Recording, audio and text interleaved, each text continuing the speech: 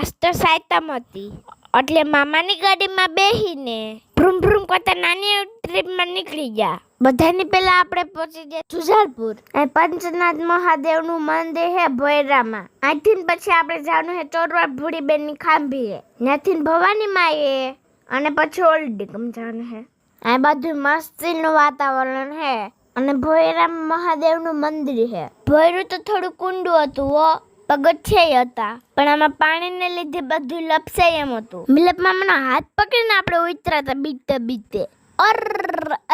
જયેશ મામાના માથામાં તો અગરબત્તી અડી ગઈ. ભોયરામાં અંદર કાળ ભૈરવનું મંદિર હતું, ત્યાં આપણે દર્શન કરી લીધા. સારું છે આપણે એનાથી નાના હતા, નકર ઉપર આપણે અડી ન જાત. પછી અંદર પંચનાથ મહાદેવે આપણે પાણી પર રેડી લીધું અને આપણે દર્શન પણ કરી લીધા.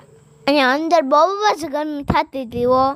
પછી આપણે મહાદેવના મંદિરે દર્શન કરીને નીકળી ગયા.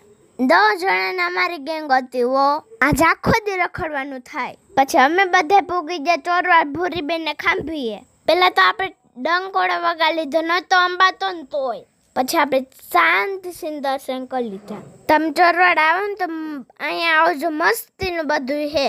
પછી તો આપણે અહીંથી દર્શન કરીને નીકળી જવાનું હતું. પછી થોડીક વારમાં તો આપણે ભવાન માને મંદિરે પહોંચી ગયા હતા. ભવાન માને મંદિરે તો ફોટા ને વિડીયો ઉતારવાની મનાઈ હતી, એટલે ત્યાં તો આપણે વિડીયો બંધ જ કરી દીધો તો. પછી ત્યાંથી તો આપણે પહોંચી ગયા હોલિડે કમના દરિયે. અહીંયા આપણે દિડેશ્વર મહાદેવે જવાનું છે. દરિયાના કાંઠે અહીં મસ્તીનું મહાદેવનું મંદિર છે. 15મી ઓગસ્ટ હતી એટલે મસ્તીનું મહાદેવનું શણગાર કરી ગયેલું હતું હો અહીંયા. પછી આપણે અહીંયા મહાદેવને પાણી રેડી લીધું અને દર્શન પણ કરી લીધા.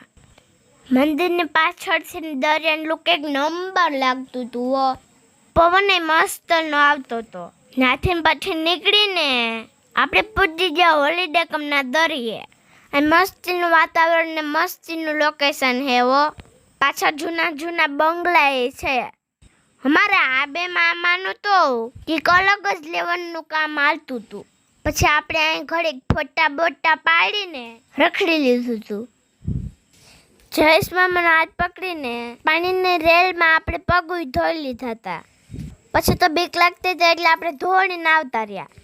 જયેશ મામાને આપણે પોંચ રાખવા આપી દીધું હતું. પછી તો ભૂરા મામાએ ફોટા પાડતા હતા. તો અહીંયા આપણે વિડીયોનો કાર્યક્રમ પૂરો કરીએ. જો તમને વિડીયો ગમ્યો હોય તો લાઈક કરીને 2-3 જણાને શેર કરી દેજો અને અકાઉન્ટને ફોલો કરી દેજો. Bye bye, take tech.